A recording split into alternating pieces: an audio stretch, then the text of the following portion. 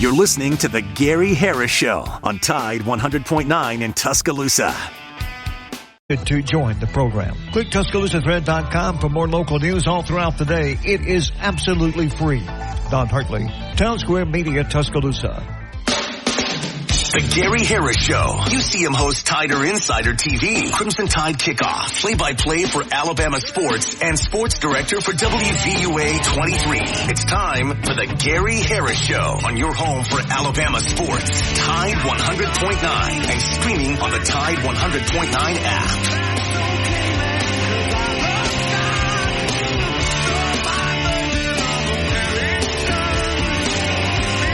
Let's do this. Gary Harris Show right here on Tide 100.9 FM, 1230 AM, WTBC. It's the TGIF edition of the program. I'm your host, Gary Harris. Chase Brumfeld is producing, manning the controls, taking your phone calls on the Pinnacle Park at North River Hotline at 205-342-9904. We're with you the next couple of hours to get you ready for the weekend. Friday's my favorite day of the week, and we got a jam-packed show on tap for you today that I'm going to tell you all about here in just a moment. But first, I need to let you know this hour of the Gary Harris Show being brought to you by my good friends at Alabama Credit Union. And when I say good friends, I don't use that term loosely.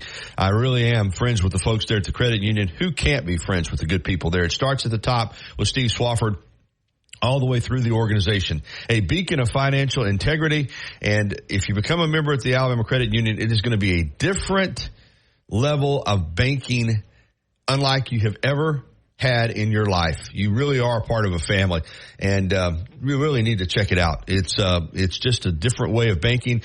Traditional banking institution is taking its profits and paying off its shareholders. Alabama Credit Union, member-owned and not-for-profits, taking its profits and returning them to you in the form of lower interest rates on your loans and higher interest rates on your dividends. It's a combination that you just can't beat. Alabama Credit Union, loans for real life. Some rules and restrictions do apply. See if you're eligible for membership. Then join today and feel good about your money. And put a little extra change in your pocket. All right, here is the lineup for today. Adam Amin, Fox Sports, one of the finest play-by-play broadcasters in the country. At 9:30, we'll go around the world of sports, get his thoughts on USA men's basketball with a dramatic comeback. Yeah, I'm going to call it dramatic. I had it on in the sports office last night. And not only were they losing the game, Chase, they were getting their butts kicked. I mean, there's no other way around it. I mean, Serbia was just handing it to them for 3 quarters. I mean, outplaying them in every way to the point where I said, I know they're going to make a run in this game, but I didn't know if they were going to have enough juice to come back and win it. They were looking tired. They really were. And that one kid, you know, obviously everybody knows the Joker, but outside of him, I didn't know any of their players, you know. But that one kid was raining in those threes.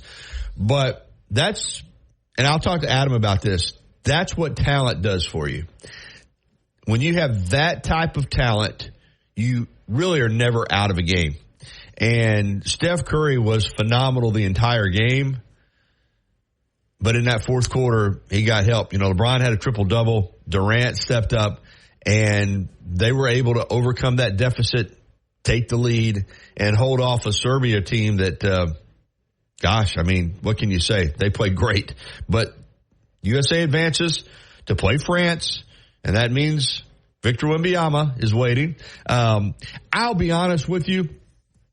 I think that the game last night is going to be tougher than the gold medal game. That's just my opinion. I think that I think Team USA got past that game where, you know, if they were going to lose, I think it was going to be last night. I think they're going to win the gold medal game fairly comfortably. Double digits is my prediction, but we will see. But we'll talk to Adam about that, plus NFL, Major League Baseball, all the subjects that we love to discuss with Adam and me from Fox Sports. Then at 10 o'clock, it's our History of Southern Music segment with Larry.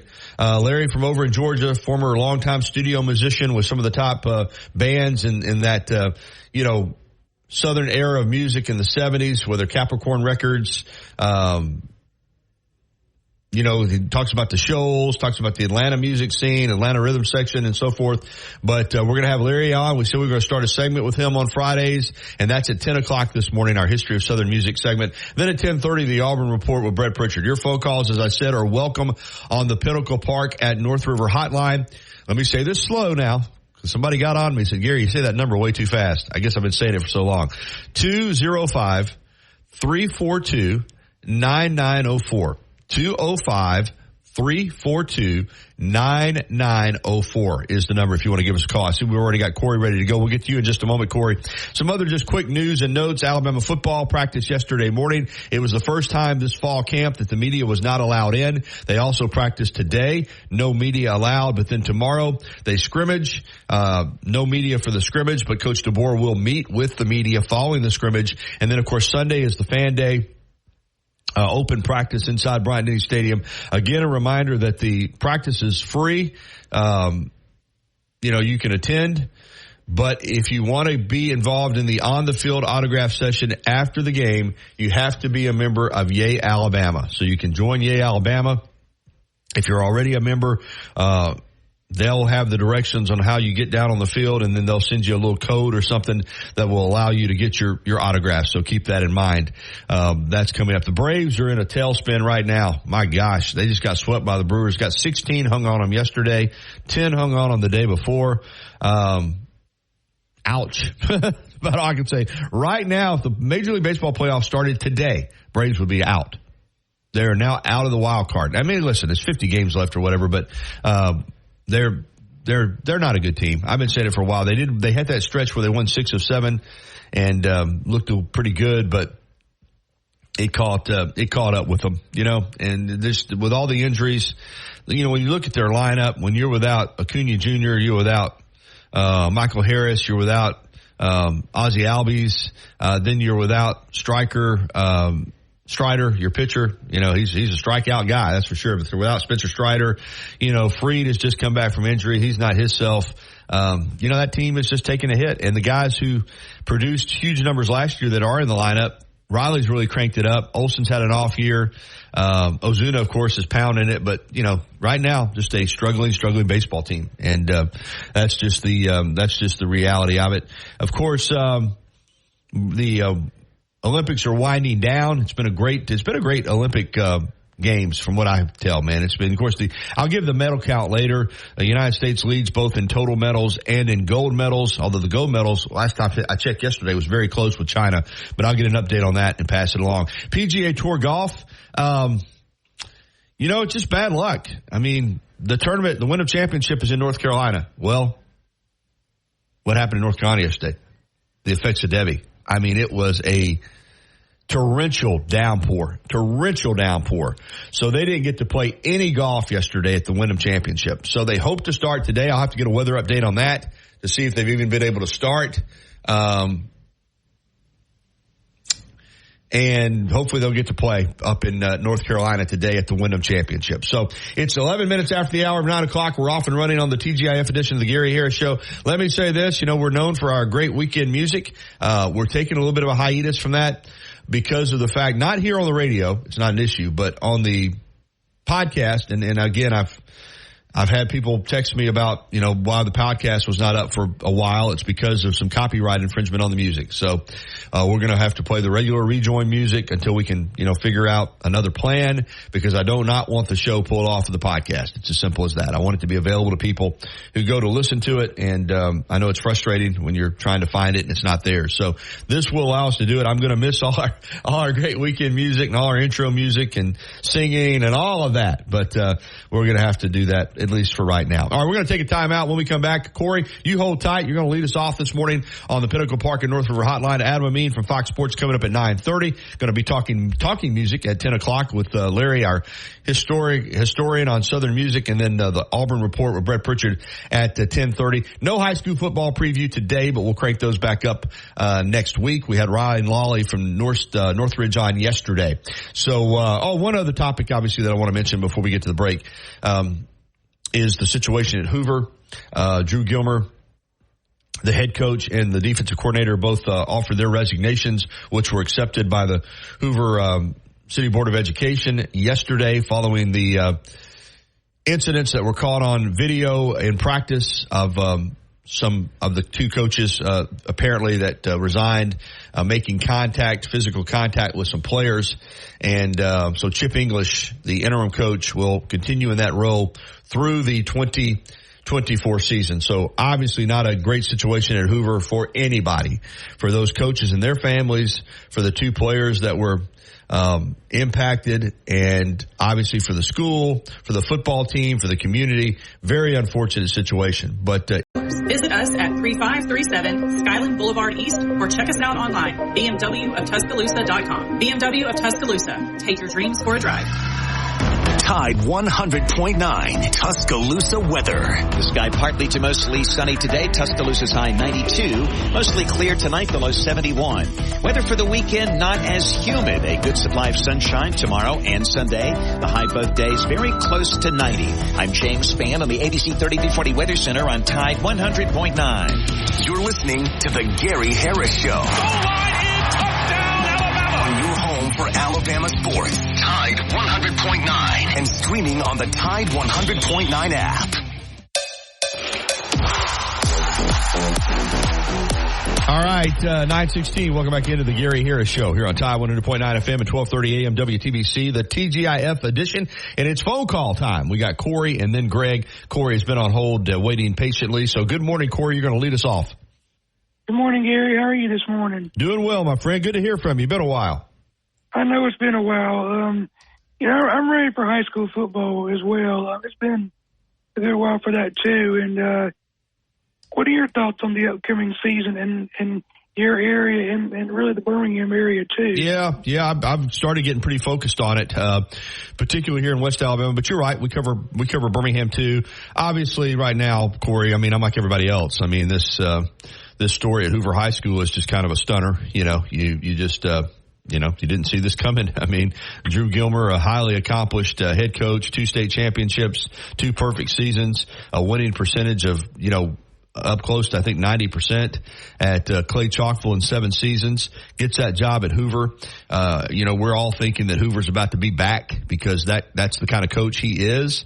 And then we had happen what we had happen this week. And that was,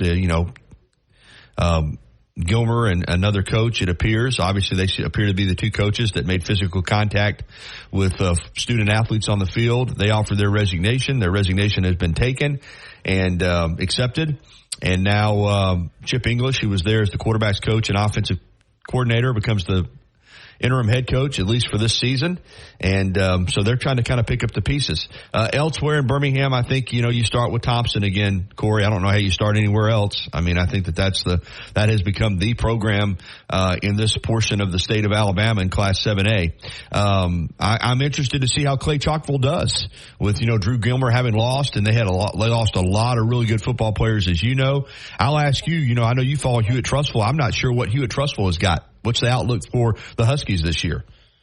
Well, they got a new offensive coordinator from Hueytown, which Hueytown, when they had their offensive coordinator, set a lot of records offensively, and they have a lot of good offensive production returning and defensive production as well. So I think Hillcrest and joined our classification, and Prattville joined our classification as well. So we dropped Chelsea and dropped somebody else. I can't remember, but we added two new members to our classification. But should be a good team. Of course, Josh Floyd's all about offense, but you still have to.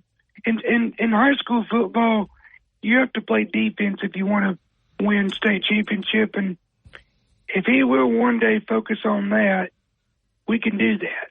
But we'll have to see. But like you said, Thompson is the class of 7A. Although don't forget about Central Phoenix City. Patrick Nix has done an outstanding job there.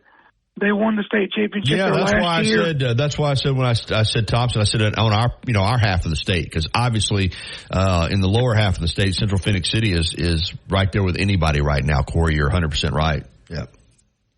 But I want to ask you something. Also, the state of Alabama. Are you confident that Kalen DeBoer will recruit the state of Alabama well? Because I am. I'll cut you off. Yes, I am.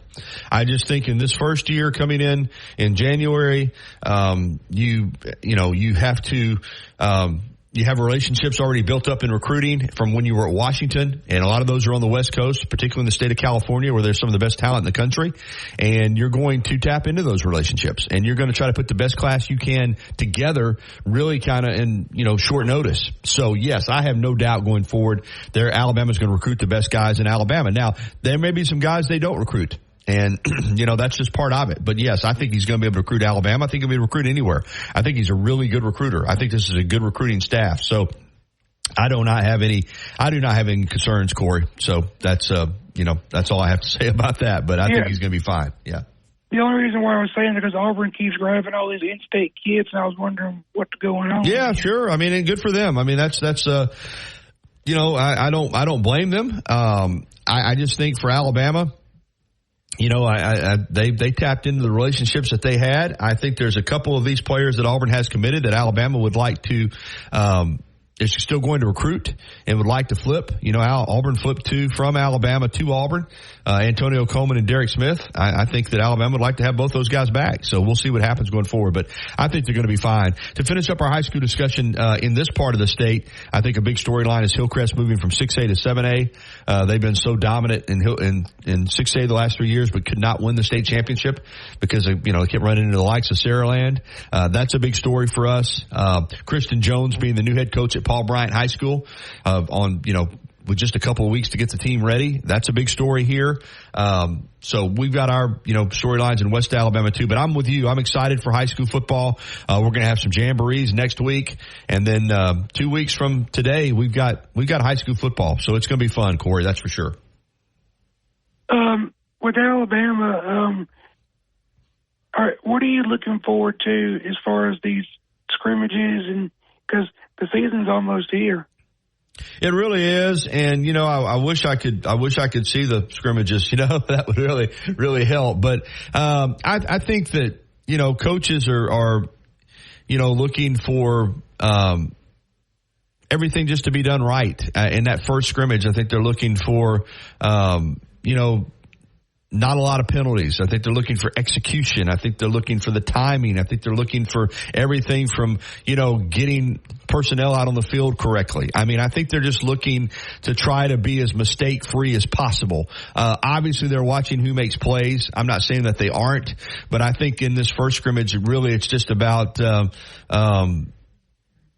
doing everything well and looking like they are ready, even though they're still a few weeks from a game, 3 weeks away from a game. I think execution and trying to be as mistake-free as possible. I think that's what they're looking for tomorrow. I really do. Yeah, I agree, because you want to get everything all buttoned up before you play Western Kentucky. I mean, Alabama should handle Western Kentucky, but you don't want to go in there playing sloppy, because when Georgia comes down, that's when you need everything all buttoned up and all ready to go, because you can't make any mistakes in that game. Yeah, you want to be ready to go. I mean, once the season gets here, you want to have everything behind you and feel like your fall camp was productive, and you feel good about your team, and you go in there hitting on full cylinders right off the bat. I think Alabama would like to get off to a fast start this year, and what I mean by that is handle these first two games at home against Western Kentucky and South Florida, and then go to Wisconsin and get a win, and then get to the bye and get ready for Georgia. So that's what they're looking at. Hey, I got to get another caller on. Good to hear from you, Corey. Good talk to you, Gary. Roll Tide. Thank you very much. All right, let's talk to Greg here on the Pinnacle Park at North River Hotline. Good morning, Greg. Hey, Gary. How you doing this morning? Doing well, man. Hey, I know you're getting ready to have Larry on. Wayne Perkins. Have you ever heard of Wayne Perkins? I have. Yeah, Wayne was really big in the music scene, with Muscle Shoals in the late 60s. I mean, he's played with everybody. Yeah, he was, I am familiar with him. Probably not as much as you are, obviously, but I know that he was a really good guitar player. Am I right? Oh, yeah. He was probably the best in the state of Alabama, or one of the best. Yeah. Well, I'll since you brought him up, I'll ask Larry if he's if he ever played with him, or obviously is familiar with him. But I think because how familiar he is, like you are, with the Muscle Shoals sound and all of that, and Perkins. Again, you may have to correct me here. I know. I think didn't he? I might be wrong. So just if I'm wrong, Tell me I'm wrong. I'm not sure about this. But did he not play with the Stones some when they came up there to record? Am I making that up, or is that? No, he did. Okay. Matter of fact, he's got one of the on one of the songs, I can't remember off the top of it, he's got one of the classic, parts in it that nobody can do. Yeah. With Bob Marley, he did stuff with Bob Marley, and he played with everybody. Yeah. That's right. He was a very, very popular guitar player. He's still alive, right, Greg? Yeah, he is. He lives in Argo. Okay. He went to the same high school I did. Of course, he's older than I am, but his sister was in my grade. Wow. So I knew her. What high school was that? E.B. Irwin out in Center Point. Oh, okay, absolutely, yeah, man. Does he still live in Birmingham? Yeah, he does. Okay. He's might have to get him on your show one day. No, that's what I was just thinking. That's what I was just thinking when you had with him being in Birmingham. You talking about music? That guy, he's forgot more music. Yeah, like I said, I certainly knew who he was. Knew he played with the Stones. But I pulled up his bio now, and I'm seeing exactly what you're saying. All this, Leon Russell, the Wailers, Bob Marley. I mean, it's impressive to say the least. Right. Joni Mitchell. One thing on football. Yeah. Go ahead. The one thing I'm concerned about or want to see, or hear about is tackling. During the A-Day game, the tackling, I know for the first half, it was... Yeah, it could have been better. It wasn't very good. Yeah. All right, thank you, Gary. Hey, well, listen, Greg, real quickly. If you... Because I really am interested in what you said about Perkins. If you run into him or have a way to get in touch with him, just kind of reach out and say, that this guy in Tuscaloosa does a sports talk show, but he loves music, and they talk a lot about music, and, I'd love to get him on and talk about his career. Really would. Yeah, I'll see if I can reach out and see if I can get a hold of him. All right, Greg. Thank you, man. Okay. Bye, Gary. Yeah, that's a good note right there. And I'm going to ask Larry about Wayne Perkins, too.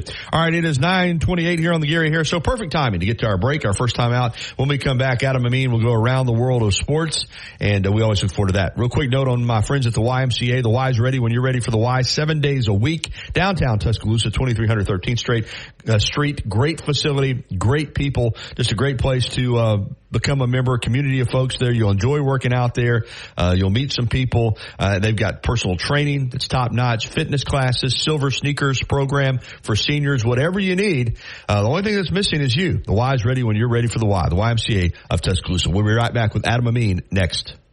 As much as Innisfree has evolved, it will always be that place to escape and have a good time. Whether it's for a game day weekend, to reminisce on college days, or to create new memories, if you're looking for a good time, there's only one thing to do. Head to the Free at 1925 University Boulevard. And don't forget about the Lucky Lunch Meat and 3 special. Just download the free Upside app and use promo code KIND for a 25 cents per gallon bonus on your first tank. That's code KIND for a 25 cents per gallon bonus. Roll Tide, the best sports talk, period. Your home for Alabama sports. Tide 100.9 and streaming on the Tide 100.9 app.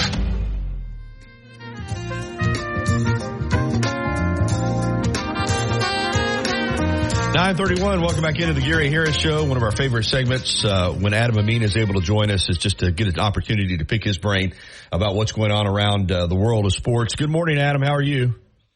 Doing well, Gary. How are you, my friend? Doing great. Sorry we couldn't play Chicago for you this morning. The podcast hosts do not like good music. The copyright infringement has bitten me in the you-know-what. So fine on the radio, but they've been taking my podcast down, and I can't have that. So we're going to have to just go back to some generic music till I figure something out. But good to have you, and let's start with what we saw last night over in Paris. Man, I had it on in the sports office. Of course, I'm typing up a show, editing video, and all the things that go into putting a 10 o'clock sportscast together. But watching that game, and I mean, I knew the talent was there, and I knew Team USA was going to make a run. I just didn't know if they were going to have enough because they were so outplayed for 3 quarters in that game. I mean, Serbia had every answer, and the Team USA looked tired to me.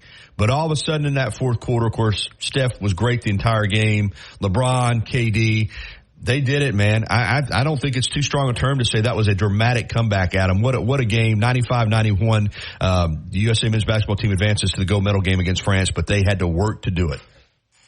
That was one of the best games. The men's team has played, or at least maybe the most entertaining games that they've played in maybe a decade. I think back to, I was paying a lot of attention to the Redeem team in 2008 when they had to play Spain in the finals. This is when Spain had Pau Gasol, and they were really, really good. One of the 2 or 3 best teams in the world. And obviously they're still a very, very good program in Spain. But, this was the kind of the height of the rivalry, I felt like, in this century between the U.S. and Spain. We hadn't seen a game like that in a long time. And I was really impressed by that fourth quarter. I think the other thing we've kind of come to know over the course of these Olympics is what the hierarchy of the NBA is. I think the 3 guys that you mentioned, LeBron, Curry, and KD, they're the ones. They're the ones that everybody else looks to. They're the superior players on the United States roster, and they did the brunt of the damage late. In particular, Curry, that was his best game. Remember, this is his Olympic debut. 36 points, best he's had. LeBron was clutch yet again, just as he's been throughout the entire Olympics, even going back to the exhibition games. Serbia didn't shoot particularly well. That helped. Relative to where they were at the last, meeting in the medal round or in the group play early. They really struggled from 3-point range. That certainly helped. But it was that stretch where Jokic was on the bench. That was the problem. That was the problem that we kind of foreshadowed for Serbia was what happens when Jokic is on the bench. That's a representation of the rest of the world right now. I think Jokic arguably is the best player in the world in any capacity, but at the same time, the roster is so top heavy with him and Bogdanovic. There's really not the depth that the U.S. has, and that's what helped them win this game. They have the depth. They have a deeper roster. They have a higher floor, right, a higher ceiling of talent, and all those things kind of played together. All the things he mentioned, the combination of lack of 3-point shooting from Serbia, the clutch play of the United States, and the top-heavy nature of Serbia's roster, and the depth of the U.S., all that stuff kind of combined for the U.S. to make, like I said, one of the great comebacks, I would say, in Olympic history. Yeah, I agree. And Steve Kerr, this Olympic Games, he has not gone without criticism, that's for sure. But Embiid had struggled, but you needed him against Jokic, and he came up with obviously his best game, 19 points, 8-11 from the field. Of course, as you mentioned, LeBron, a triple-double, phenomenal. But Embiid was needed, and he really stepped it up as well. It was big for them. And he came in late, right? There wasn't a lot of substitution.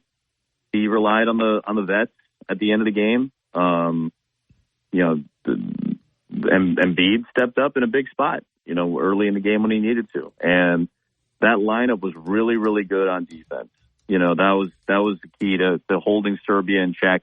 The international game, especially for most of these countries outside of maybe Canada and the U.S., are so 3-point reliant. The international game is so 3-point and space reliant. And that lineup did a really good job holding Serbia in check from the 3-point line. And that allowed the shots that Curry made to be a little bit more impactful. That allowed the shots and the plays that LeBron made and all the assists and rebounds he had, that allowed that to be more impactful. So really, Steve Kerr is not a bad coach. And I think we have this tendency based off of small stretches of watching basketball to make the assumption that he doesn't know what he's doing.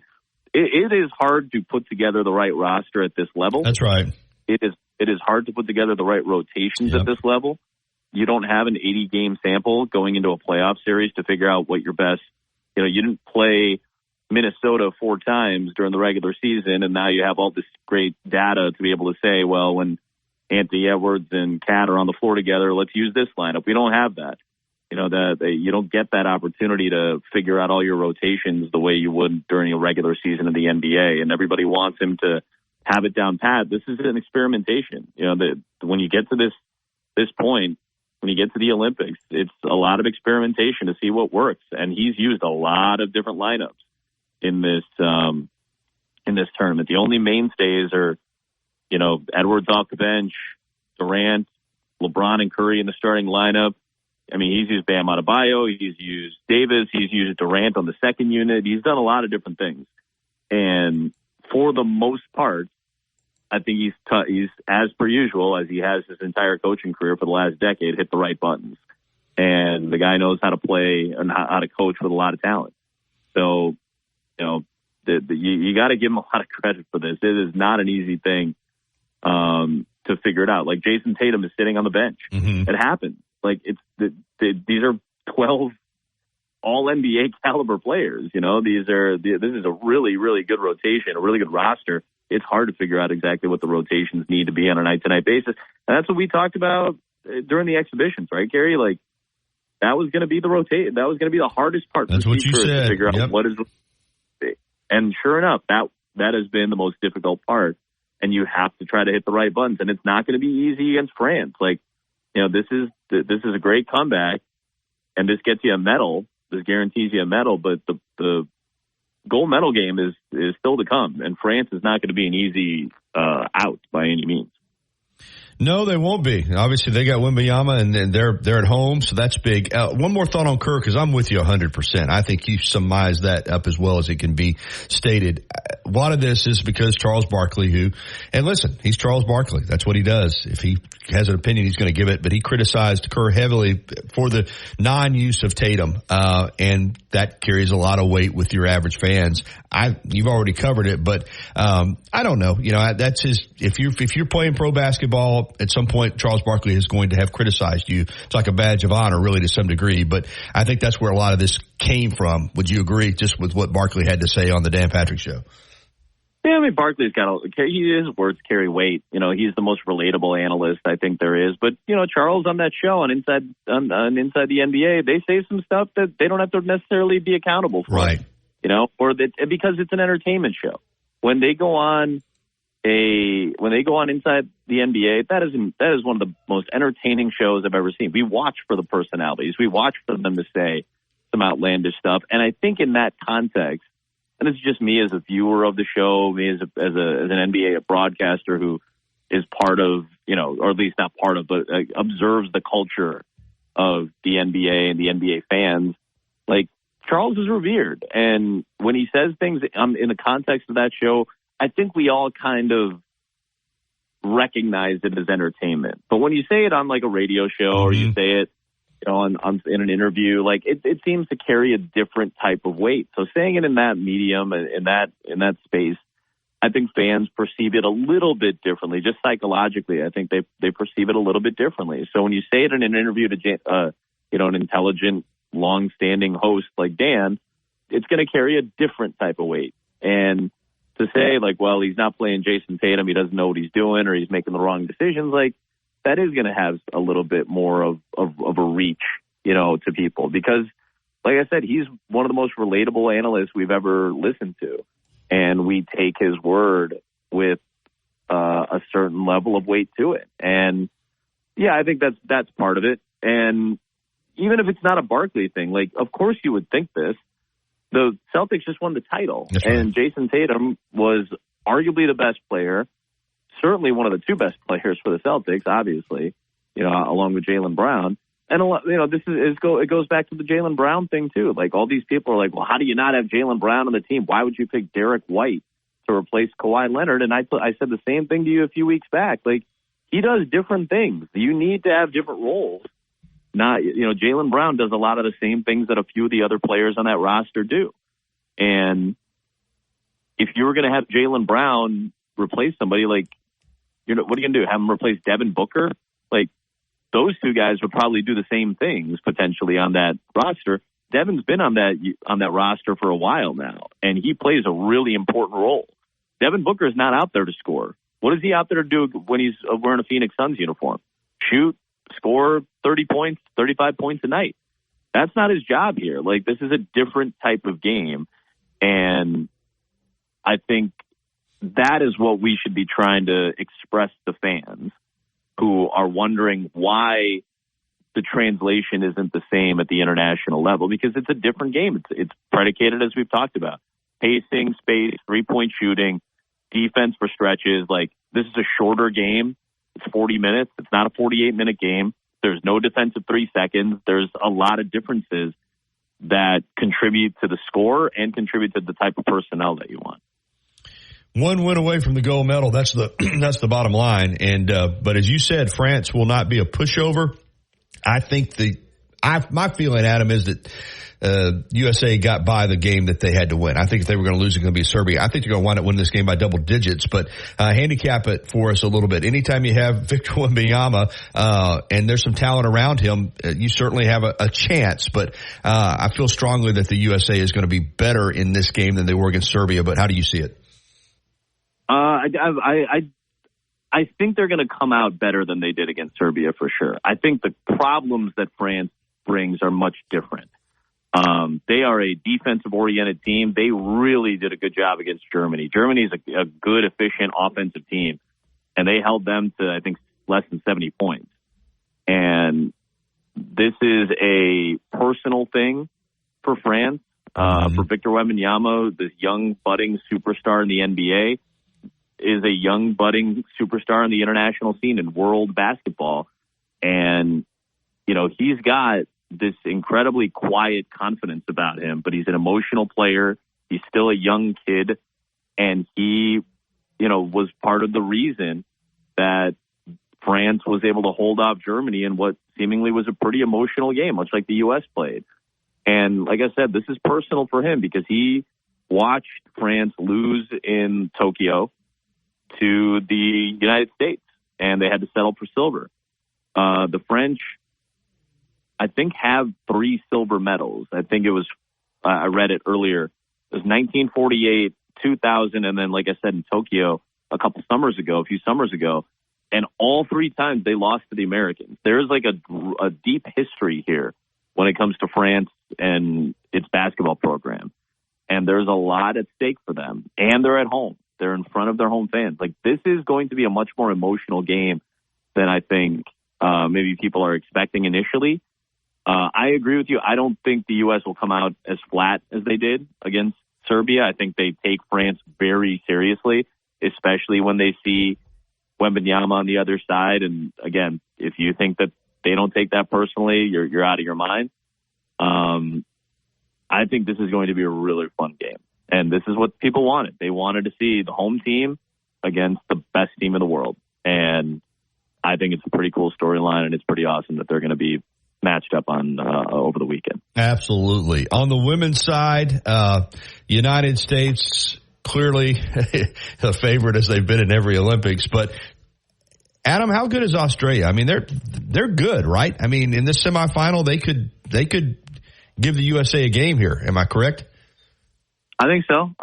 You know, as dominant as the women have been, you know, the completely dominant, and A'ja Wilson, you could argue, is the best player in the world right now. They'll get a challenge, but I still, you know, a lot of the Australian players, like it's the country that produces the, you know, like basically the second or third most women's basketball players, and there is a good challenge waiting. I just don't see anybody really challenging their depth.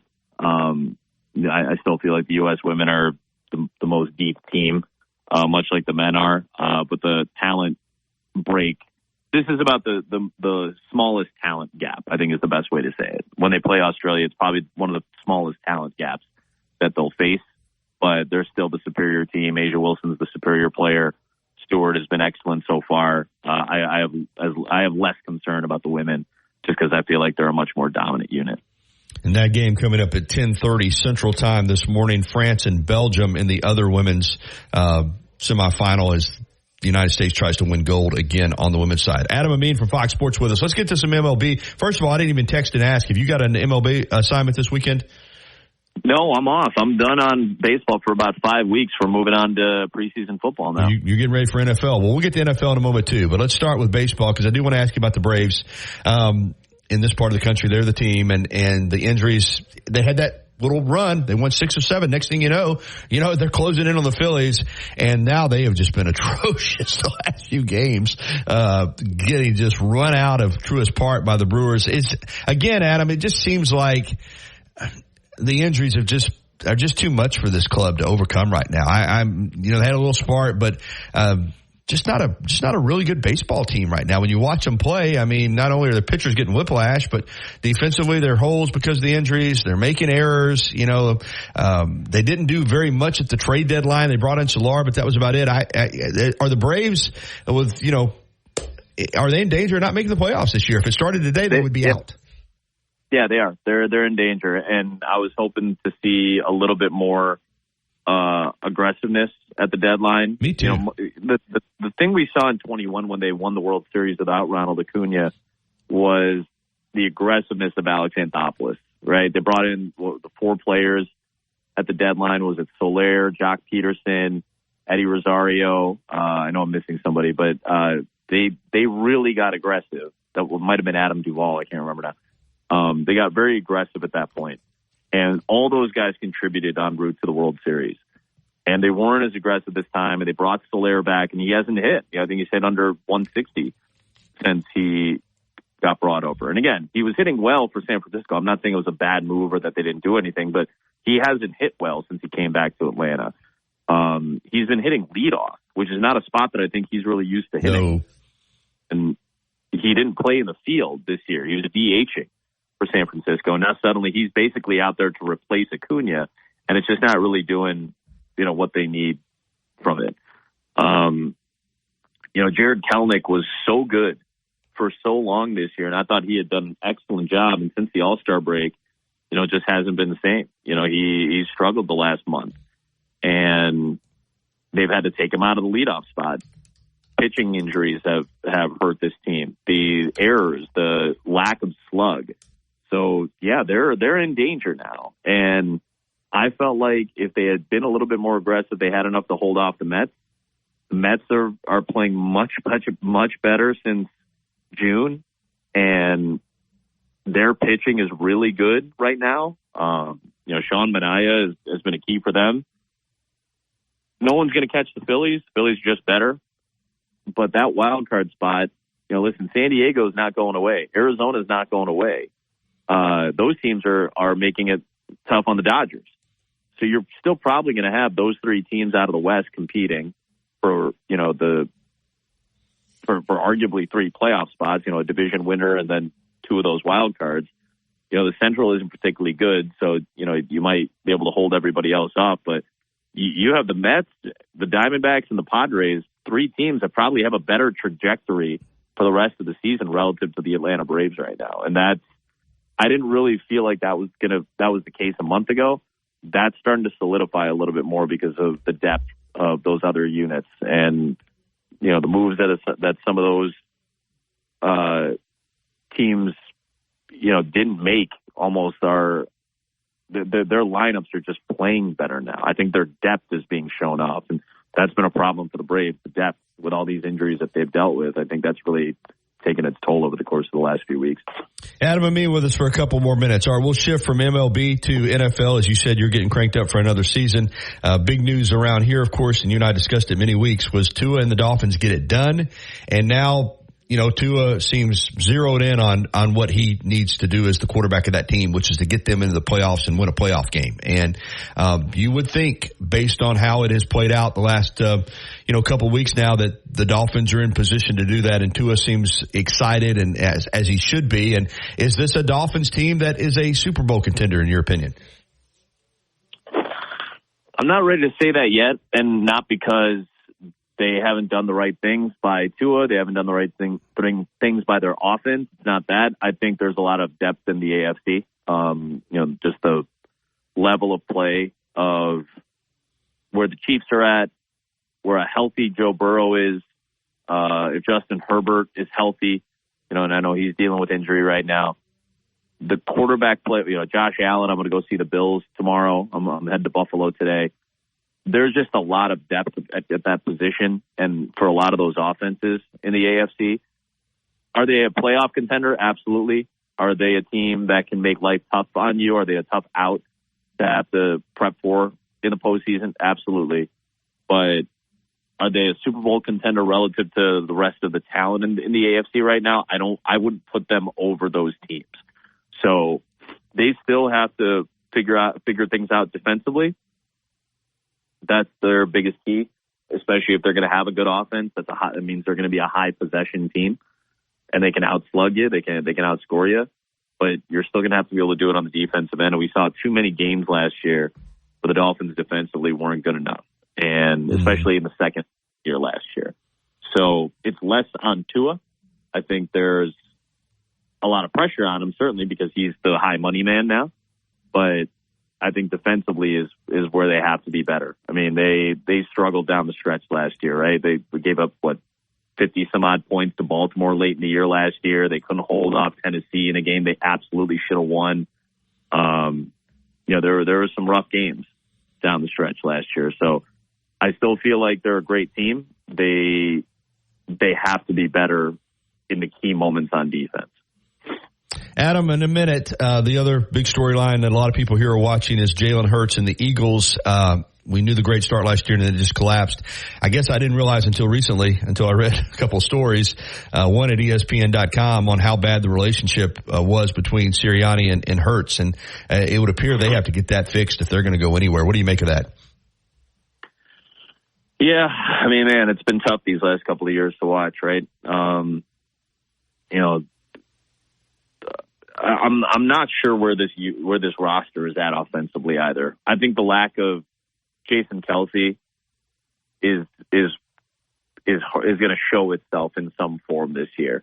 The leadership that he brought. I talked to a couple of people around the organization, and they say the retirement of Jason Kelce, losing him in the locker room, when you have a presence like that can kind of be a go-between, a facilitator, somebody that everybody respects, that everybody leans on. He kind of kept a lot of those guys in check. And to not have that this coming year, I think is actually going to play a pretty big role. What is the running game going to look like with Saquon Barkley? Is he going to be able to take some of the pressure off of Jalen Hurts? They're still a really good skill position unit. They're not as good on the offensive line, and they're a little bit older, but they still have, two or three of the better offensive linemen at their positions, in particular Mailata on the left side. But Sirianni he had a really good run a couple of years ago. And I think when he lost those assistants, when he lost, Steichen and Gannon and, the coaching staff changed, I think that has a lot to do with what the feeling of that locker room is right now. And it's not just Sirianni and it's not just Hurts, but they're going to be the ones that are, at the top of the story because of their roles, obviously head coach and quarterback. I think the loss of some of these assistant coaches and some of the key personnel is going to play a much bigger factor than maybe even we realize. Well said, as always, Adam. Great segment. Time flies when you're on the radio, and I really appreciate your time. And get geared up for the NFL to be back before we know it. Looking forward to it, my friend. Thank you, Adam. Adam Meehan from Fox Sports. We'll be back to wrap up the first hour of the Gary Harris Show right after this.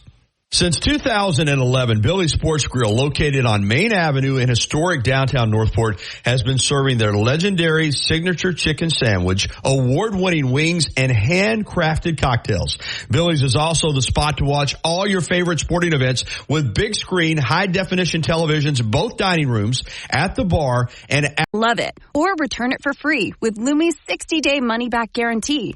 That's LUME deodorant.com. Code SHOWER to save 15% today. The Alabama Securities Commission protects you from financial fraud. Anyone asking you for investment money must be licensed. You're careful with your money. Fraudsters aren't. Before you invest, call our hotline at 1-800-222-1253 to verify the licensing of the person making an offer and the product. Don't lose your hard-earned money. Learn to protect yourself at asc.alabama.gov. Paid for by the Investor Protection Trust and brought to you by the Alabama Broadcasters Association and this station. Life doesn't wait for when your finances are in perfect order. It just happens. But no matter what surprises come your way, Alabama Credit Union will be here to help make it affordable with great personal loans, mortgages, and auto loans. They offer an easy application process and fast decisions so you can stay focused on feeling good about whatever life brings your way. Alabama Credit Union will be here to help make it affordable with great personal loans, mortgages, and auto loans. Alabama Credit Union, loans for real life. Visit alabamacu.com to learn more. Some rules and restrictions apply. See if you're eligible for membership, then join today and feel good about your money. Tide 100.9 Tuscaloosa weather. The sky partly to mostly sunny today. Tuscaloosa's high 92. Mostly clear tonight, the low 71. Weather for the weekend, not as humid. A good supply of sunshine tomorrow and Sunday. The high both days very close to 90.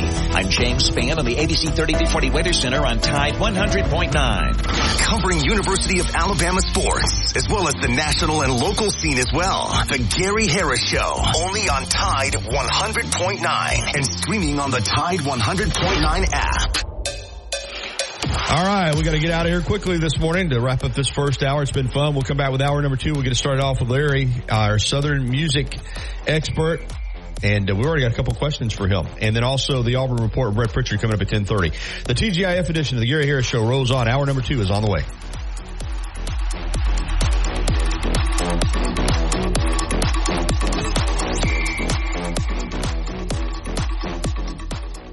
Tuscaloosa's Old Colony Golf Course is an 18-hole championship layout designed by 1976 U.S. Open champion Jerry Pate. Director of Golf John Gray and fitting specialist Bob Montgomery are PGA certified.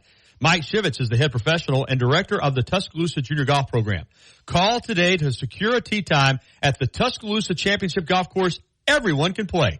205-562-3201. Old Colony is operated by Para. 365, 24/7. You'll find road and utility crews, tow truck, law enforcement, and first responders working along Alabama's roadway. We're making improvements and helping our communities stay connected. We're working hard to make sure you're safe on the road. Now we need your help to make sure we're safe too. Alabama's move over law requires you to move over a lane when you see flashing lights on the roadside. Brewing Company on Saturday, August 24th. Doors open up at 3 p.m. Tickets are $10 with proceeds benefiting the Tuscaloosa Metro Animal Shelter. Learn more at ashfest.org. Serving part-time in the Army National Guard has led to a lot of firsts for me. It paid for me to be the first person in my family to go to school.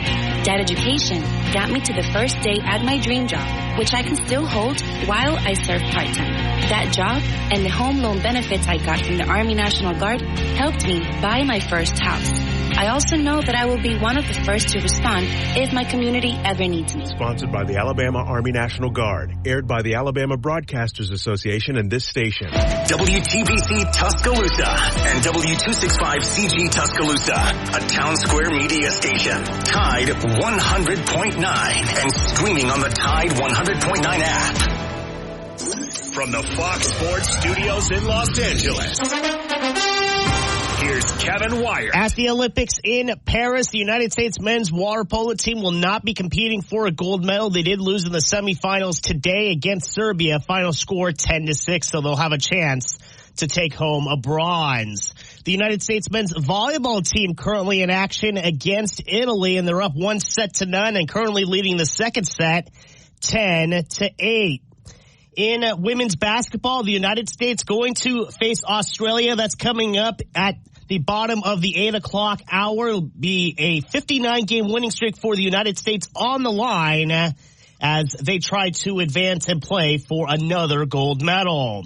As for the medal count, the United States is ahead of all countries. They've got 30 gold medals, one more than China. They also have 103 total medals, 38 silver and 35 bronze in addition to the gold. Now, this hour's West Alabama real-time news update from the Tuscaloosa Thread Newsroom.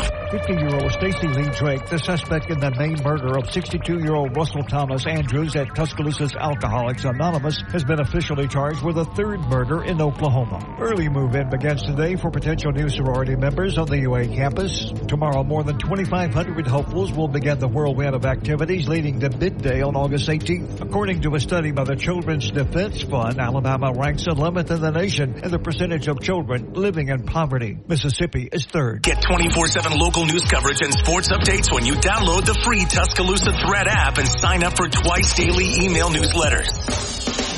The Gary Harris Show. UCM host Tider Insider TV. Crimson Tide Kickoff. Play-by-play for Alabama sports and sports director for WVUA 23. It's time for the Gary Harris Show on your home for Alabama sports. Tide 100.9 and streaming on the Tide 100.9 app. All right, here we go. Hour number 2 of the Gary Harris Show, the TGIF edition. Brett Pritchard with the Auburn Report coming up at 10:30. Our thanks to Adam Amin from Fox Sports for going around the world of sports with us earlier. And now in this second hour, we're going to kick off a new segment that has kind of just just organically kind of come about. And everybody that's listened to my show now going on 9 years, next month will be 9 years, knows I love music. Obviously we talk sports, but know that one time I did TV show theme songs Thursday, and I did bumper music trivia Wednesday. And of course, obviously on the TJF edition, we love to play the music. We love music, but we're having to take a break, not because of the radio show, but like I said, the podcast, all the place that podcast host, if you play popular music, you can get hit with copyright infringement and they can take your podcast down. So that's happened to us. So we're kind of going back to the generic music, but we can certainly talk about it. And, Larry called in a few weeks ago, heard me talking about music, and the next thing you know, we're having a conversation about Capricorn Records and, the shows and, just everything that kind of led to where we're at now to start this segment. Chuck Leavell, I think, is how it really got started. I think I was talking about Chuck Leavell. But anyway, Larry Butler, longtime studio musician, session musician over in the Atlanta area, is going to join us every Friday. We've already had I've already gotten a Twitter message, and we had a call earlier from Greg wanting to ask you questions. Good morning, Larry. How are you? Gary, good morning. I'm sorry I can't sing. I would do Weekend for you, but we better not. Oh, we can certainly talk some music. We're gonna talk about it. One of my biggest disappointments in not being able to play our great music right now is the sing-alongs that I used to do here on the air. So, a couple years ago, we had an intern, and she was a singer. And I sing for fun. I actually wrote a country song, and we played it on the air. She put the music to it, and I got it somewhere saved, and it was kind of a farcical because all the bro country, I just kind of did a takeoff on, all the dirt roads and all the hanging out by the river and drinking the beer, just getting it. But anyway, I'll have to find that piece of the only song I've ever written. Let's dive right in, because already today, Greg called, and fortunately, because as we've discussed, I'm not at your level, but I do know quite a bit about music, and I was am familiar with Wayne Perkins. He called in about Wayne Perkins from Birmingham, who my main familiarity with him was playing with the Stones, and I know he had an association with Lynyrd Skynyrd. But when I looked him up, and I was like, wow, Wayne Perkins has done a lot. Still alive, living in Birmingham. Are you familiar with Wayne Perkins? Yes, sir. And let me say something to everybody. All it takes is one song to bring back 1,000 memories. And that's what we're going to do with this show. We're going to rekindle people. We're going to make people think. And just like this call with Greg, now I'm going to tell you right now, I'm in no way in the class of Wayne Perkins. He can play. There's two guitarists. I was in and out and around and about, but that guy set the standard. If there's two guitar players from Alabama, it would be Jimmy Johnson and Wayne Perkins, both from Shoals. So, but Wayne Perkins did have, it was like 3 songs he did with the Stones. One of them, the one I always liked, Fool to Cry. Mm-hmm. Oh, yeah. Don't make me sing it. All right. And Eric Clapton introduced him. There's a line between Wayne Perkins, Jimmy Johnson, and Duane Allman. Eric Clapton introduced Wayne to Leon Russell. That was some of his best work that I enjoyed, was with Leon Russell. Mm-hmm. And I actually heard his band, and I can't tell you the exact year. They were called the State Troopers. I don't know. I think it was with his brother. But they blowed me away, and like I said, Wayne Perkins is one of those names that, unless you're really into it, it don't mean a lot to folks. You know what I mean? Right. Because he did so much session work. Right. Well, like I said, I told Greg when he called in, he said, "Are you familiar with Wayne Perkins?" And I said, "I am, vaguely." I said, I know he's a great guitar player, and I know he played with the Stones. And that was really about it, Larry. And then as we went on, of course, I looked him up, and then I'm like, oh, yeah, it's a lot more. Yeah, we could spend a week on him. Like I said, no way shining like he. I mean, I cut my teeth in Southern Rock and was around and about and all over the country, but nothing like that guy. I mean, he was, like I said, he's just as influential as Jimmy Johnson was with Shoals, right, with the Swampers. And being a studio musician, you don't get that kind of push to be out and forward and play in the crowd. You know what I'm saying? Right. It's, that's where but anyway, he was actually, and see, listen, and you know this, I'm 71. And I think Perkins is right there with me, close. We didn't have emails and all that, and we had phones. You dialed a number and you heard the buzz. If you were in the music business, if you were playing places, somebody say, "You heard that? You heard that band? You heard that guitar player? You heard what's going on in shows?" I mean, that's the way we communicated. Mm-hmm. Right. So, Lord, many times I'd be on the road up north and with my band, and we'd have to go to a payphone to call my mama. You know, she made me call and let her know where we were. But boy, the technology now, you can find out something in 2 seconds, like bam, you know, or look something up, Google something, but I want to go back to Greg. I think it was Greg. Wait a minute, the guy George from Macon. Yeah, George from Macon called in about the H&H restaurant and how those ladies had fed the Allman Brothers when they were struggling and really didn't have money for food, and how they remembered that and paid it back when they made it big. And that was a great story. George called in earlier with that, and he actually texted me some pictures of H&H today with all the Allman Brothers photos in there, and I had never heard of the restaurant. So yes, sir. You can pick that story up. Yeah, I would like to go highlight that a little further. First of all, I'm a longtime GABA member of Georgia Allman Brothers Band Association, a lifetime of Almond Joy, a little play there, candy bar, but that when let's go back to shows. Let's go back to Jimmy Johnson, Rick Hall at Fame. You know, we talked about that. He wanted Dwayne to stay and do session work. Well, he ended up selling his contract to Tom Dowd at Atlantic Records, which would be very influential later with Dwayne's work with Eric Clapton on Layla. But so Dwayne takes off and goes back to Jacksonville and puts the band together in a house that is now a tourist attraction. It's called the Greenhouse down in Jacksonville.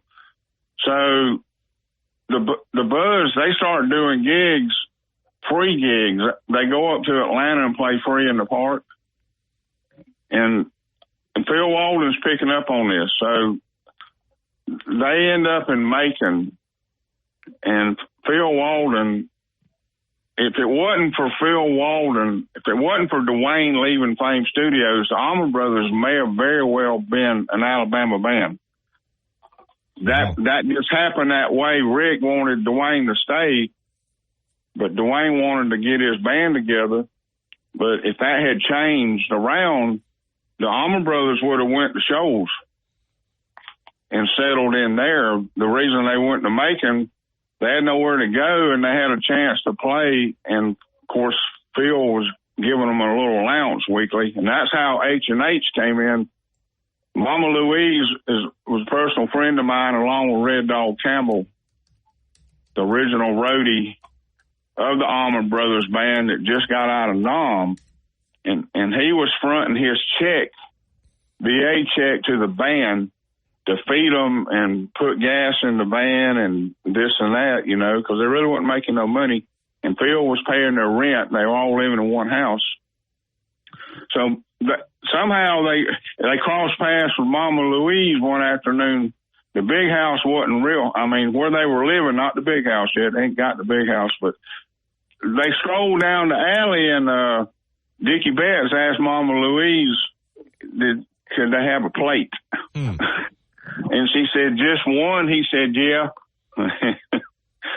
So anyway, I think he paid her, had enough money for a plate. And then she found out that there was, 6 of them. Whole crew, yeah. And the drummer was black, one of the drummers, J-Mo. So anyway, all that's going on. So Mama Louise started feeding them free. They would come by every day and get plates and sit in the restaurant. Those are where those photos come from, actually sitting at the table. Wow. And they've actually done a mural on the restaurant now that was painted. We went up there for that a couple of years ago. It's Mama Louise standing next to the boys at the table eating. The artist was from Florida. I can't remember his name now, but he did an excellent job. And George might have noticed that when he was up there. But that's not the original. H&H had changed locations. When Mama Louise had it with her sister, it was a gas station. Okay. An old gas station. So then it moved in that building, and that's where they made Mama Louise famous. Dwayne said, we're going to make you famous, and we're going to come back and pay you and take care of whatever you need. And that's exactly what they did, you know. That's of course, awesome. Dwayne didn't get to live to experience the money. Yeah.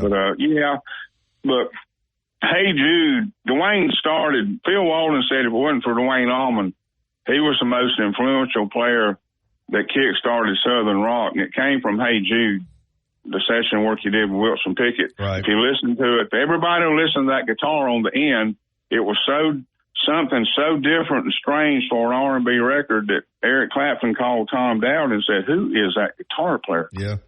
And he said it's some kid from Jacksonville. Well, that was their path, and that's another story we can do. We'll hold Derek and Dominoes for another time. Yeah, well, that's another big story, but now I want to hear, I'm interested in your radio experience and kind of what you maybe experienced during that time period, what you were seeing. The reason I'm so into music is as I tell people all the time, I'm not a musician, but I love music.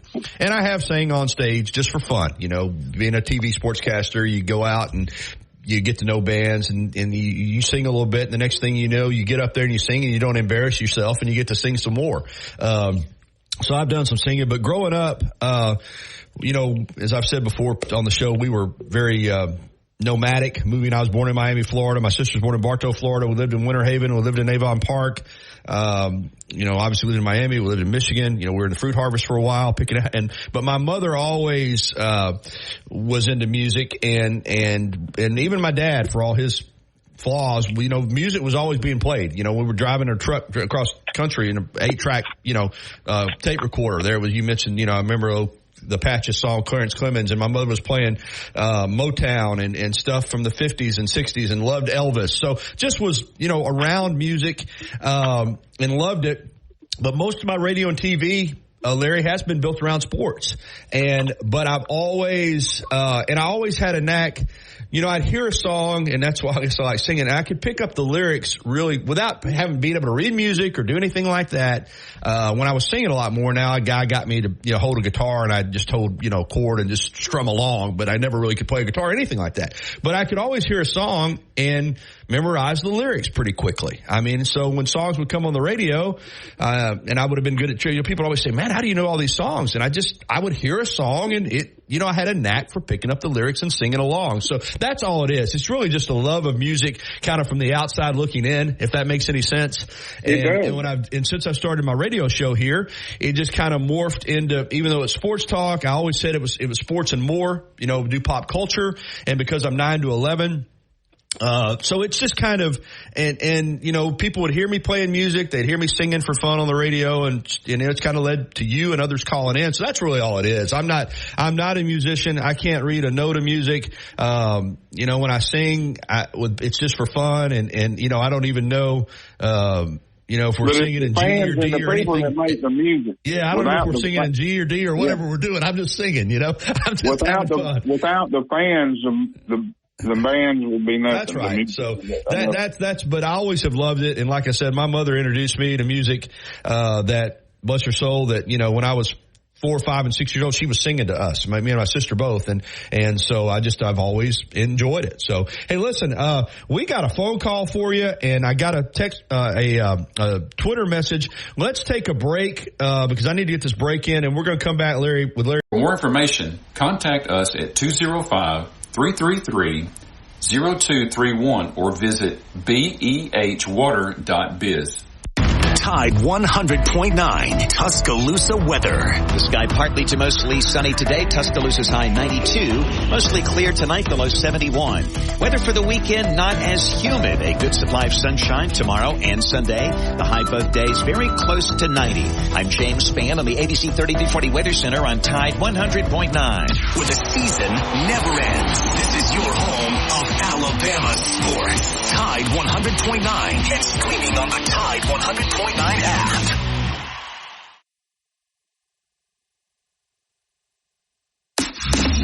All right, 10:20. Welcome back on. And welcome back in. And we're having a great, this has turned into 2 segments with Larry Butler today. But getting back, Larry, to my music when I was a kid, you know, my mother, like I said, introduced me to all types of music and Motown and Frankie Valli. And then she loved Kenny Rogers in the First Edition.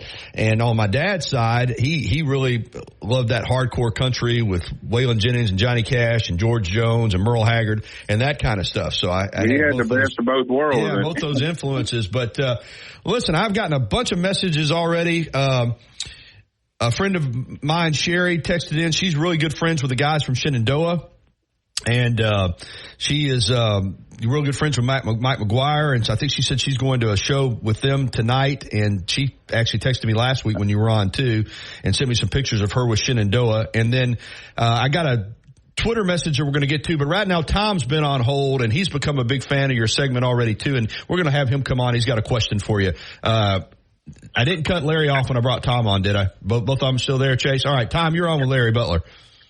Hey, Larry, I enjoy your segment, and I don't have a question. I got a story to tell. Okay. Yes, sir. Joe Cocker on the Mad Dogs and Englishmen tour, they made a stop in Tuscaloosa. And yeah, real quick, Larry, Tom knows the music scene here in Tuscaloosa about as well as anybody. I'm familiar with Tom. He keeps Barry Sanderson straight. Yeah. And I'll tell you this, Larry, I'm not a musician or anything, but I have been in the right place at the right times a bunch of times. Tom, you don't have to, sir. It's people like you that I want input from what you saw and heard. I don't know everything, and I didn't see everything. You're going to love this. This ain't about notes or instruments or nothing. This is like behind the scenes National Enquirer. And anyway, Joe Cocker fell off the stage in Jacksonville the night before, broke his ribs. He was drunk. And then they show up in Tuscaloosa late. But you know who the warm-up band was that day, that Sunday? The Eagles. It was one of their first appearances out of the studio. Now, where was this? Was it Coleman at the Memorial Coliseum? Where was it, Tom? Memorial. Okay. Yeah, Memorial. Back in the day. Yeah. Look, we were one of my friends was under treatment from a psychiatrist that was in Tuscaloosa that invented Indian Rivers mental health, and his girlfriend was a Jewish princess, and she was on the entertainment council for the student government, SGA. And look, every time she threw the dishwater out the back door, we was all standing out there grinning because she had given us a ticket one time. And so we got tickets to that Joe Cocker show that she got us to get rid of us. And so we over there. Guess who the backup singer was? Who? Rita Coolidge. Oh, Rita Coolidge. She had got her butt kicked on the way to the show, and that boyfriend was either in the band or one of the roadies or something. But anyway, he was her boyfriend. He had whooped her, and she had a black eye. We was on the front row. We was going, Lord. Hey, that woman up there's got a black eye. I wonder what happened. And come to find out, he had whooped her. Anyway, he ended up being some kind of psychopath, got put in a mental institution right after they left here. Oh, Lord. You know, I remember, and I may be wrong, but that's another segment with Derek and the Dominoes. We'll leave it at that. But there was a character that I believe he was a musician that was dating Rita at the time. Okay. That's him. And he worked on her pretty good, yeah. Oh, wow. Yeah. So this was before Chris Christopherson, is that? I think in between. Oh, yeah. Okay. Yeah. Rita was already in with the Mad. She was in that crowd.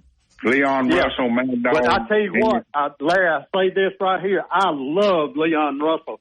He was fabulous in that, because he had to tote the load kind of for that show because Cocker was hurt. You know what I mean? Yeah. I remember. He did.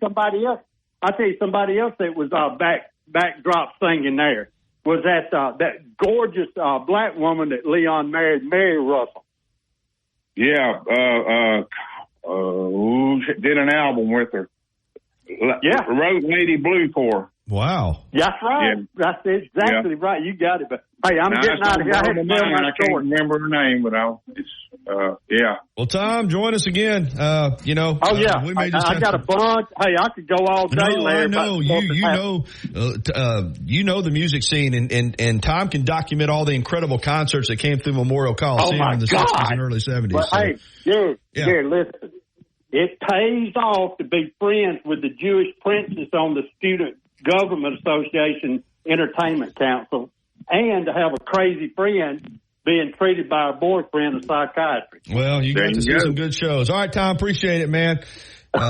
Thank you. Yeah, we'll look forward to hearing from you again next week. I'm getting up against the clock already again. Larry, let me get to this Twitter message that I've got, and great song. Let me find it. Hold on. But Bama MD on Twitter said, can you ask Larry if he knew Lee Michaels, who recorded the great song, of course, Do You Know What I Mean? He said he loved listening to that song on growing up in Gadsden on WGAD. Do you know Lee Michaels? I never met Lee Michaels. I heard him in Atlanta. He had a drummer named Frosty. Okay. And he did drummer and piano keyboards. That was it. Wow. The show it was just awesome. Yeah, what a song. Yeah, great song. Great song. One of those. Hey, I got a story about Shenandoah. You know, they're from the Tuscaloosa area. Yeah, that's the whole deal. Yeah, tell it to us. Rick Hall, that song, Sunday in the South, Another Sunday in the South, that was recorded, that video was made in Tuscumbia, Alabama, on the courthouse square. And if you look at the video, if you ever get a chance, look at YouTube and look at it. Rick Hall sitting under the tree eating a plate. They had a picnic. Rick Hall produced, did their production, and he was in that video. That's one of my favorite songs, but that kind of tells it about the South. Another sacred Sunday in the South. Right. So, well, no, because my friend Sherry, she knows them all well, and she's texted me, said, love this new segment on music from Alabama artists and bands. I'm headed to a show with the guys talking about Shenandoah tonight. Mike McGuire is the drummer for the band, and he was at the university in the athletic department with Wayne Reed for Coach Bryant. If you would like for me to have him make contact with you for a Friday in the show in the future, he is in the photo that I sent you with Rick Hall. I'd be happy to do that. He has a wealth of knowledge and still in the business and is a Bama guy too. So hope you have fabulous day. So this is already morphing into more outlets here. We might have stumbled onto something, Larry. Well, it's just not enough time. Things will come to me, but I know you can't do everything in one segment. But I'm telling you, do you remember? Are you old? You might be old enough to remember the underground paper from Atlanta, Great Speckled Bird. I've heard of it. I can tell you I've heard of it, but I'm not familiar with it. But I know that editor, Mo Slotin, coined the phrase Southern rock after he heard the Allman Brothers in 1972 and won. Would this have been down in the Little 5 Points area where it circulated, or where? Yes. What I figured, Yeah, I've heard of it. Yeah, well, they covered the Atlanta scene pretty extensively. That's another story, the Atlanta music scene. Lord mercy, that's just. But well, we're going to have to hold it. That's a great thing about it. We're going to do this every week, so we don't have to use up all our stories on the first week. But it's because I have got to get to the break, and I've got my Auburn report coming up next. Well, Gary, I enjoyed it. Thank you for letting me be on. And well, we'll do a whole segment on the Derek and the Dominoes, because you've got the inside knowledge, and I still think that is one of the most remarkable, to tell you how things have changed. In this day and age, you can never put a band together like that and keep it under wraps and still have so much mystery concerning the band as they were able to do then. Now, I just don't know that you could do it. You know what I mean? Well, let me say something about Wayne Perkins before we hang up. Okay. He was so good, he was considered to join the Rolling Stones and Leonard Skinner, but he turned Ronnie Van Zant down, said he had some things he needed to do. He really didn't want to go on the road. So that's how good that guy was. I mean, that's another story right there. Well, Greg said, and again, I said, he's still alive, right? And he said, yeah. And I because I guess somewhere along the line, I think I might have read that he had some health issues, but he's living over, in the Birmingham area. So maybe I can get him on with us. Maybe we can get Wayne Perkins. I'll tell you what, I'd drive for that. All right. Well, we'll work on it. I know Greg's listening, so he said he would follow up with me on that. Well, thank you so much, Larry, and time flies, but we'll keep doing this every week. Listen to music, everybody, and roll time. All right. We're going to get to the timeout. What a great segment. 2 segments, actually. And we're going to come back with the Auburn Report with Brett Pritchard, find out what's going down on the Plains next here on the Gary Harris Show.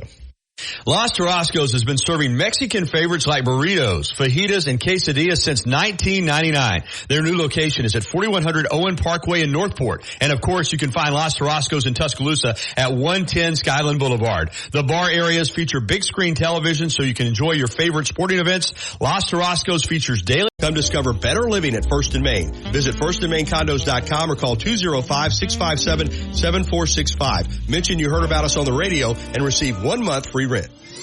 You see him on WVUA 23 covering sports and on Tider Insider TV on Tuesday nights. Don't miss a minute of the Gary Harris Show. Weekdays from 9 to 11 on Tide 100.9.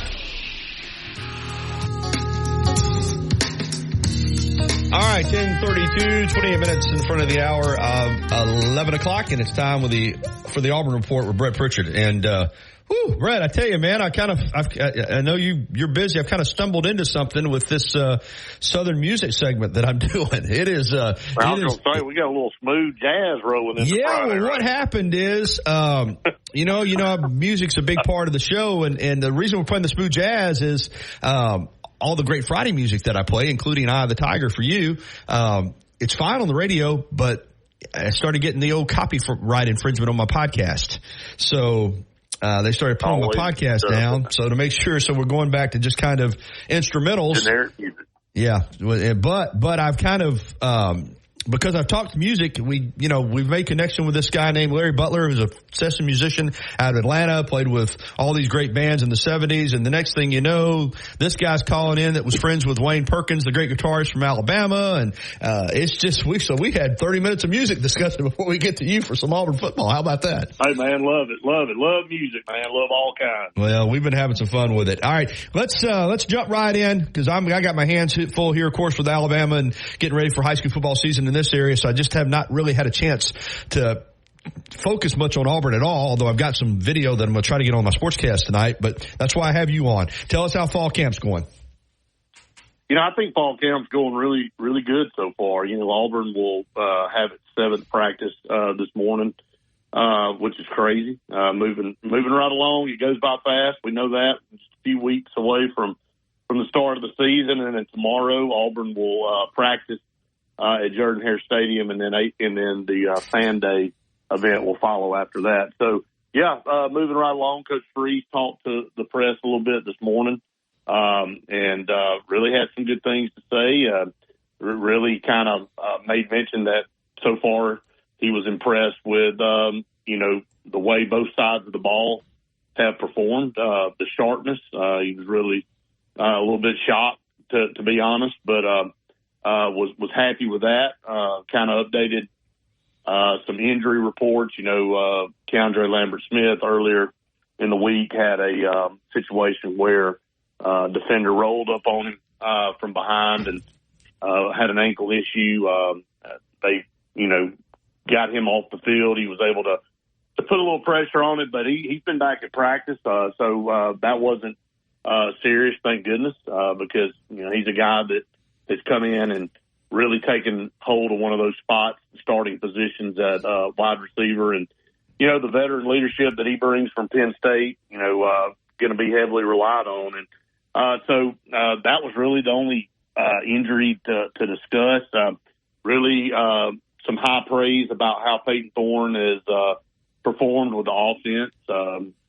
Also talked about the intensity now that, Auburn has put on pads, and he likes the intensity level, but you gotta kind of rein it in too. He talked about, there hasn't been a lot of extracurricular activity after plays. There's just been a lot of hard going at one another during play. some things have kind of gotten a little cheapy here and there. But, it's a fine line of measuring how much you want to let guys go versus how much you want to hold them back. You got to have a physical mentality, Gary. You know that as well as I do. But you also can't afford to get your players injured. Auburn's still trying to build depth. They're not where they need to be as far as, comfortability with depth. So in some positions, so you gotta kind of manage all that stuff.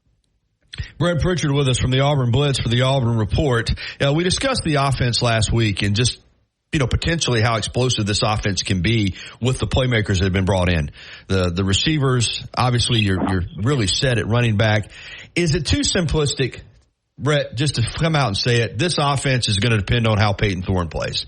If he takes that next step and is really good, that Auburn's offense is going to be top notch. Is it really on him at this point, having a year in the system, year of experience, great experience at Michigan State, to become the guy, particularly since they didn't go out and get a quarterback? Is that what it comes down to basically for this offense, is how Peyton Thorne performs at quarterback is how this Auburn offense is going to go? Because it seems like everything else is in place.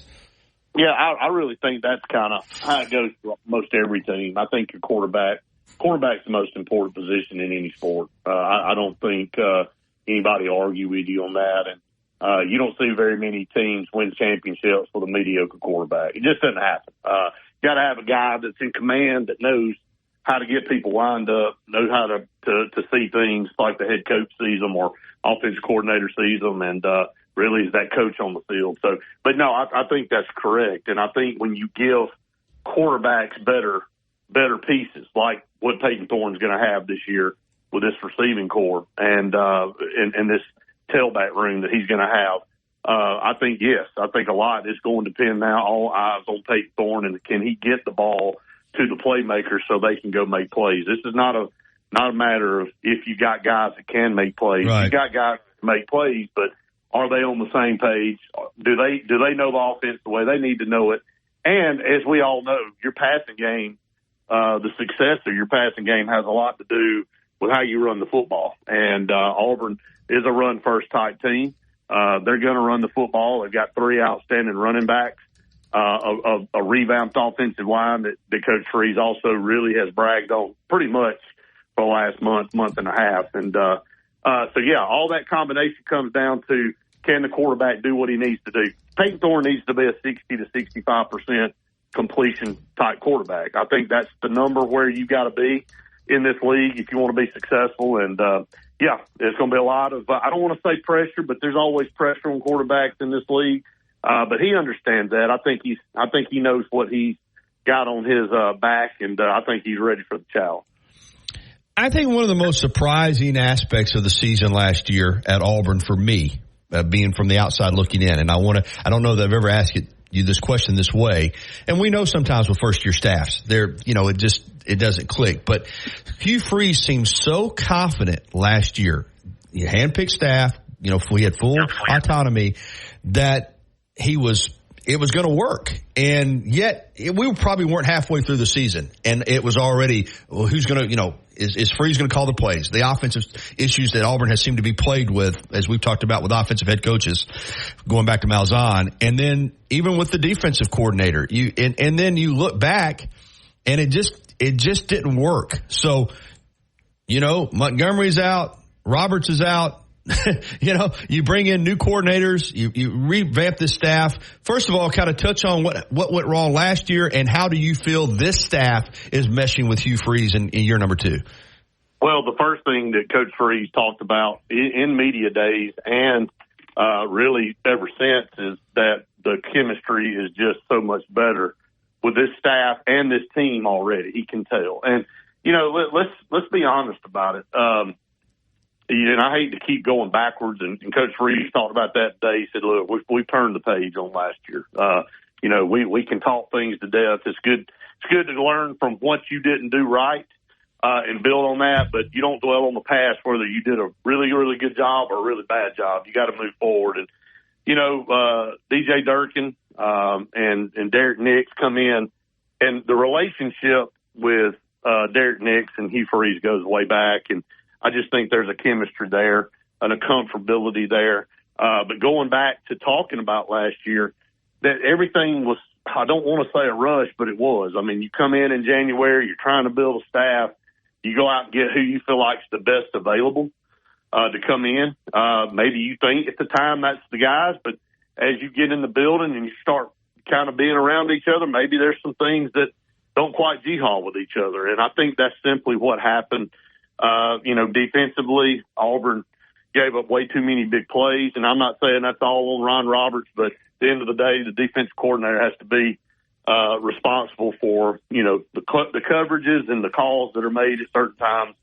And the same with offense. I'm not sure that, Philip Montgomery and the players even saw eye to eye on some things, and that led to maybe some controversy with Hugh Freeze and he on some schemes and things. So I just feel like in the energy, we talked about it earlier this week on the videos that are coming out of camp, and I know highlight videos can be deceiving one way or the other, but just seems like Auburn's got more energy. The players, the hype, the positivity, just the quotes that are coming from the players, just seems different. Now, I don't know what that means at this point in time. Mm-hmm. You got to kick the season off, but it just feels different. And when things are going well like that with each other, and you feel like there's a good chemistry and a bond building, that's the first key ingredient for me to a successful season. Brett Pritchard with us from the Auburn Blitz for the Auburn Report. We talked about the defense last week, and so I'm kind of following up, it seems like, with similar questions, but you've had another week to watch them develop. I think you and I both agree the offense is got, as we've talked about, got the weapons, and you got a lot of experience on the offensive line. Defensively seems to be the question. I guess I want to ask you just about the overall talent level. I mean, I do think with DJ Durkin and Charles Kelly, you got an upgrade there. That's just my opinion as far as defensive coaching. Right. Is the talent where, I hate to say, I know it's not where they want it to be, but is the talent good enough this year to complement the offense and give Auburn a chance maybe to have a better season than a lot of people are expecting? It's upgraded. For sure. I don't know if anybody's ready to crown this defense a championship type defense. Will this defense get better as the year goes on? I really, truly believe. Got some young guys that Auburn's going to have to depend on, and you got some transfers it's going to have to depend on. Again, it's how quickly you can mesh and get on the same page. I think from a physicality standpoint and an athletic standpoint, Auburn looks a lot better on that side of the ball. I think Kildrett Faulk, being a year older, he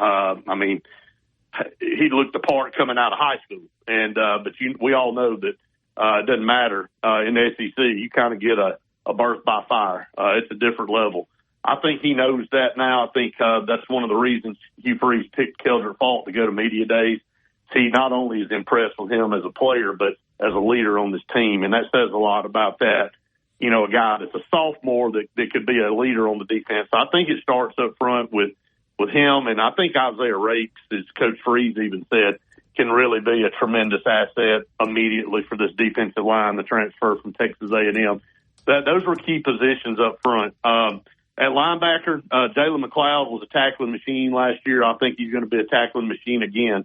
So was Eugene Asante. So those were two of your main leaders, high motors, real energetic. They're back. That's always huge. You're going to rely on them. I think a healthy Austin Keys and him staying healthy will be a key to solidifying that defensive linebacking core. In the secondary, Auburn lost some really key guys, but you got some guys that are going to really have an opportunity to shine, like Keontae Scott. We already know he was probably one of the better athletes on the team last year. Kind of been hampered with a hamstring so far in the early days of fall camp, but he should be ready to go. But a guy that's coming along is Sylvester Smith, and then, of course, Jared Thompson, the transfer from Texas. Kayan Lee, some other of those guys, I don't want to go through the whole thing, but I think Auburn's got some really, really talented guys and some physical, long guys in the secondary. So, yeah, I think it's just a matter of experience, Gary, at this point, and really knowing coverages and understanding the schemes when you're running on defense, because, man, one small error can result in a touchdown in this league. So looks better physically, just got to perform. Before we wrap it up, Brett, let's get back to the offense. And I know we've talked a lot about this wide receiving group, but why wouldn't you? I mean, I was thinking, again, you're my Auburn guy, so you correct me if I'm wrong, but I was thinking back to, Auburn receiving classes. And I mean, the only one that I'm not for sure the year, but the only one that came to mind for me that might rival this one would be Tuberville.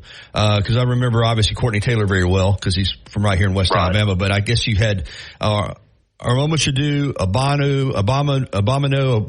Obamanu, however you said it, and Anthony Mix in that group, I think. And now you've got, obviously you got Coleman, Thompson, Simmons, the transfer from Penn State. Is this first of all, that class, I don't remember what year it was, but the one I'm talking about with Auburn, is this, in your opinion, the best receiving class that Auburn's ever brought in the history of the program? It is. It is in my lifetime, for sure. Those guys, Obamanu, Aroma Shadu, Mix, Courtney Taylor was a 2-star. I think a 3-star maybe. But better than that. Again, yeah, now when he got to Auburn, he wasn't a 3-star. I get it. But when you look at it on paper, Auburn's never had a class compare to this class they have here. And these guys look different. We knew Obamanu and Aroma Shadu were highly ranked. Anthony Mix was kind of that hybrid tight end type receiver that we see a lot in football now. These guys are true wideouts. Bryce Cain, Malcolm Simmons, Cam Coleman, the Perry Thompsons, all of those guys are highly, highly recruited, highly rated guys coming out of high school. And then you add Keandre Lambert-Smith, Sam Jackson, those guys into the mix. Now all of a sudden you got a very deep wide receiving core. And, Perry Thompson and Cam Coleman and of course Keandre Lambert-Smith seem to garner most of the attention. But this week in practice, it's been Malcolm Simmons, Gary. Malcolm Simmons, Hugh Freeze actually mentioned him this morning that there was a play earlier in the week where that's your guy. That's your guy. Yeah. And it's not a surprise to me. I mean, we've seen him up close and personal for 4 years, and we knew what his ability was. But Ryan Williams up at Alabama, and Cam Coleman at Phoenix City, and Perry Thompson at Foley. He's just part of a tremendously talented group of receivers in this state this past year. And, you can't pass the praise around to everybody. He kind of went under the radar, but he's not an under the radar guy. He's going to be on the field. He's going to be on the field quick, and he's just too daggum athletic, and he works hard, Gary. And I think that's what Coach Freeze is seeing in Malcolm Simmons, that he is going to work his rear end off to figure out how to get in the rotation and to get on that field, whether it's in special teams, certain particular plays in the offense or whatever. But he made mention that Malcolm turned it upfield on the speed sweep, went untouched to the end zone. He said we didn't have that element last year, so he's gonna be a playmaker for Auburn. Well, it sounds like that. That they're going to be really a different offense this year. All right, Brett, I know you are all over it, and the Auburn Blitz is coming up, so you'll have extended conversation on Auburn football fall camp. Yeah, excited to talk to Jason Caldwell with Inside the Auburn Tigers and Auburn Undercover. Looking forward to that as we do on every Friday, and we'll take people's calls and comments on social media, so looking forward to a Friday. Thanks, buddy. Thank you. All right, 10:50 here on the Gary Harris Show. Boy, jam-packed show today. We've crammed a lot in with the national scene with Adam Amin, Auburn, obviously the music segment that we wound up getting a lot of responses on. And when we come back, we're going to close it out with a Bama football segment, which we need to do. So we'll do that before we get out of here and get you ready for T-Town Sports Daily. The Gary Harris Show will come back to wrap it all up on a Friday right after this. If you haven't already, you've got to try Tuscaloosa's unique breakfast, brunch, and lunch concept. Brick and Spoon, downtown Tuscaloosa, Timerson Square. It's fresh food with a Cajun flair featuring a full bar with build-your-own Bloody Marys and mimosas. Open daily, 7 a.m. until 2 p.m. Available for after. And around, Fincher and Osmond to the rescue. I'm Tom Osmond, your jeweler at Fincher and Osmond Jewelers. Not so easy to find on McFarland, between Edgar's and Local Roots. 365, 24/7. You'll find road and utility crews, tow truck, law enforcement, and first responders working along Alabama's roadway. We're making improvements and helping our communities stay connected. We're working hard to make sure you're safe on the road. Now we need your help to make sure we're safe too. Alabama's move over law requires you to move over a lane when you see flashing lights on the roadside. 3537 Skyland Boulevard East, or check us out online, bmwoftuscaloosa.com. BMW of Tuscaloosa. Take your dreams for a drive. Tide 100.9 Tuscaloosa weather. The sky partly to mostly sunny today. Tuscaloosa's high 92. Mostly clear tonight, the low 71. Weather for the weekend, not as humid. A good supply of sunshine tomorrow and Sunday. The high both days very close to 90. I'm James Spann on the ABC 3340 Weather Center on Tide 100.9. Your home for Alabama Crimson Tide football. Tide 100.9 and streaming on the Tide 100.9 app.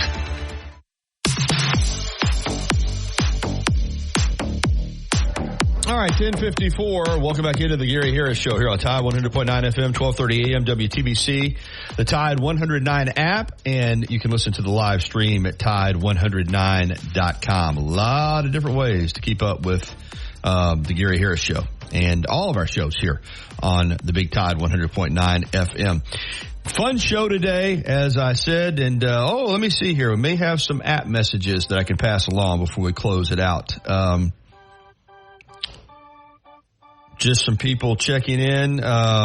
Yep, and this was one that came in from Carlton in Maryland, and he actually got to me on Twitter as well, and he asked about the Lee Michaels song, Do You Know What I Mean?, which we were able to get in, and got a couple good morning messages here as well, so we'll continue to try to check those app messages for you. But that music segment, Chase, I really don't know what to say. It's just kind of beautiful. Just kind of caught on, man. And I think this is something that morphed into. I may have to do a separate podcast just on the music scene. But before we close it out, Alabama football, of course, as I've said at the top of the show, big weekend ahead. Practicing this morning, and then tomorrow the first scrimmage. Sunday the fan day.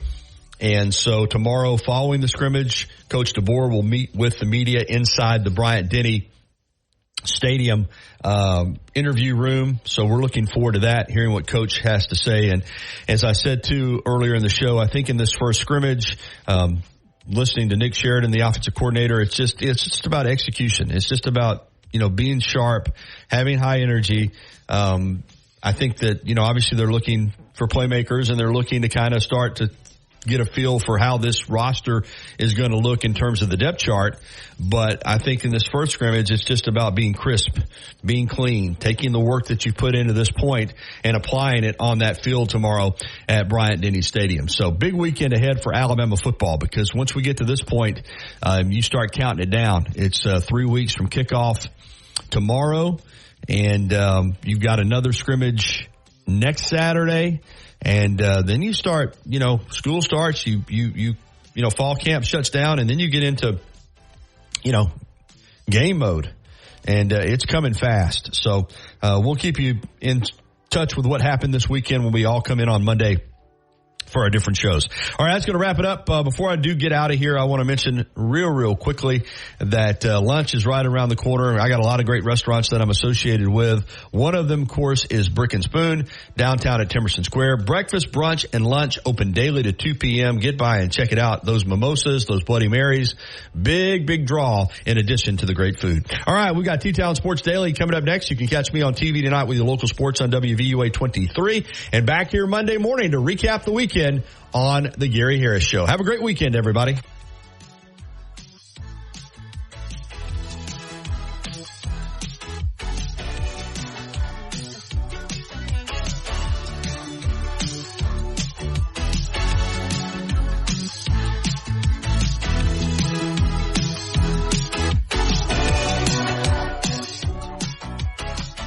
Thank you for listening